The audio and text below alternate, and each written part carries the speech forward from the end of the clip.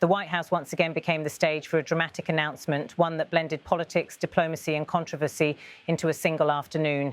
Cameras rolled as President Donald Trump signed an executive order, flanked by his senior defense officials, before turning to a second matter that immediately set Washington buzzing: his decision to host the 2026 G20 summit at his own Miami Gulf resort. The dual announcements captured both Trump's taste for spectacle and his instinct for disruption. To some, they highlighted a leader determined to project strength and independence. To others, they reignited familiar debates about ethics, conflicts of interest, and the global perception of America under Trump's leadership. The event began with the president at his desk in the Oval Office, surrounded by Secretary of Defense Pete Hegseth and Chairman of the Joint Chiefs of Staff Dan Kane.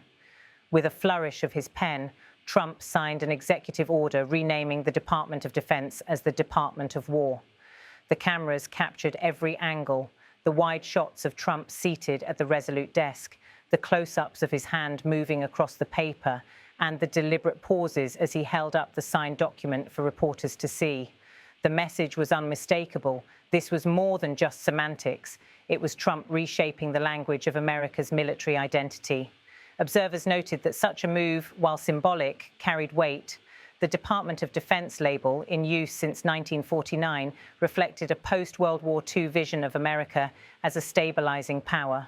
By reviving the old Department of War terminology, Trump signaled a different posture: unapologetically aggressive, unafraid to emphasize force over diplomacy. Standing nearby, Secretary Hegseth and General Kane projected loyalty as journalists scribbled notes and cameras clicked. For critics, the renaming seemed to echo a broader trend: the militarization of American rhetoric. For Trump's supporters, it was a return to honest language that fit his combative worldview. If the Pentagon renaming was provocative, what followed was explosive. Shifting from military policy to international diplomacy, Trump announced that the 2026 G20 summit would be held at his own property, the Trump National Doral in Miami. The words carried an air of déjà vu. During his first administration, Trump had floated the idea of hosting the G7 at Doral, only to abandon it under a firestorm of accusations of corruption and self-dealing. Now, years later and back in the Oval Office, he was reviving the idea with full force. Donald Trump said, "It's going to be at Doral." The blunt declaration immediately raised eyebrows. Legal scholars, ethics watchdogs, and opposition politicians began sharpening their critiques even before the press conference ended. Yet Trump, visibly confident, leaned into his reasoning. Donald Trump said, on organizing the 2026 G20 at Donald Trump's property, the Doral Resort, "It's the best location. It's a beautiful, beautiful everything. They actually requested that it be there because the location is the best, and we will not make any money on it. You know, we're doing a deal where it's not going to be money. There's no money in it. I just want it to go well. And it's going to be, each country will have its own building. I think it'll be really a beautiful thing." And Doral's been very, very successful, one of the most successful properties in the country. The statement reflected Trump's familiar pattern: promoting his properties while denying any personal profit. He presented Doral not only as the most suitable venue, but also as a gesture of generosity.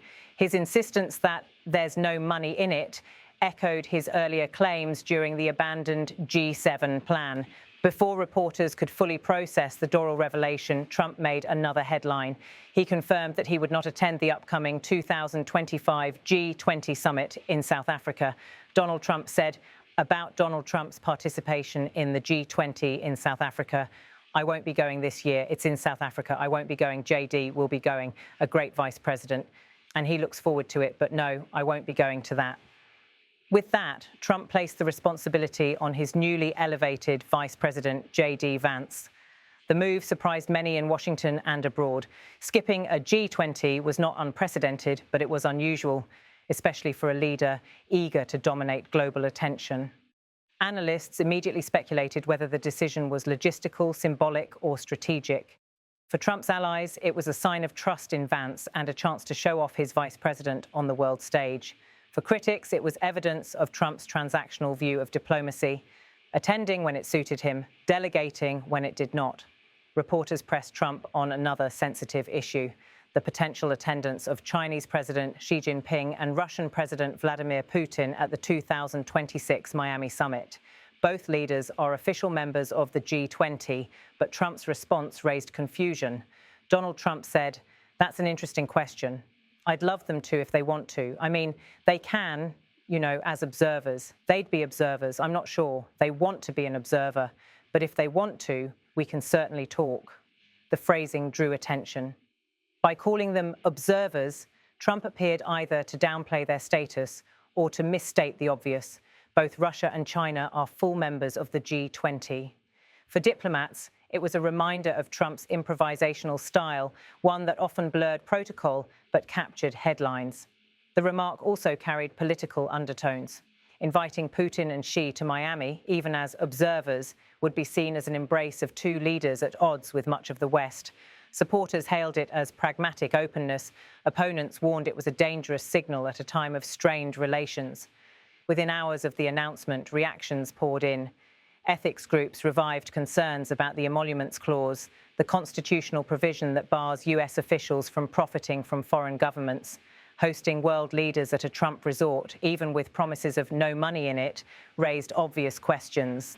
Opponents pointed to the optics: foreign delegations, booking rooms, security details using facilities, and governments indirectly funneling money into a sitting president's business. Trump's denials did little to silence critics who had waged similar battles during his first administration. For allies, however, the Miami decision played into Trump's image as a businessman president who trusted his own judgment over bureaucratic norms. To them, Doral was not a conflict of interest, but a statement of confidence, America welcoming the world on Trump's turf. The timing of these announcements also mattered. Trump's decision to rename the Pentagon and to host the G20 at Doral came at a moment when global tensions were high. The war in Ukraine, strained US-China relations, and shifting alliances in the Middle East all loomed in the background. By insisting on Doral and dangling the possibility of Putin and Xi attending, Trump positioned himself once again as a disruptor of conventional diplomacy. His message was clear. Under his leadership, international gatherings would unfold on his terms, in his venues, and according to his style. For those in the room, the event was not just about the policies, but the atmosphere. Reporters noted the confidence in Trump's delivery, the loyalty in the faces of his cabinet members, and the visible unease among some staff. Cameras panned to Miami Mayor Francis X. Suarez and Treasury Secretary Scott Bessent, who stood nearby as Trump spoke. Both nodded along, signaling support for the Miami plan. Outside Washington, ordinary Americans processed the news with a mix of amusement, frustration, and indifference. To supporters, it was Trump being Trump, bold, unapologetic, and unwilling to bend to critics. To detractors, it was déjà vu, a rerun of ethical controversies that had plagued his earlier presidency. The afternoon ended with Trump leaving the room as reporters shouted follow-up questions. He did not linger, confident that his words would dominate headlines, and they did. By renaming the Pentagon and choosing his own resort for the G20, Trump managed to provoke both outrage and admiration in equal measure. His statements, "It's going to be at Doral," and "I won't be going, J.D. will be going," encapsulated his style: direct, disruptive, and designed to leave no middle ground. As Washington braced for the fallout and Miami prepared for global attention, one thing was clear.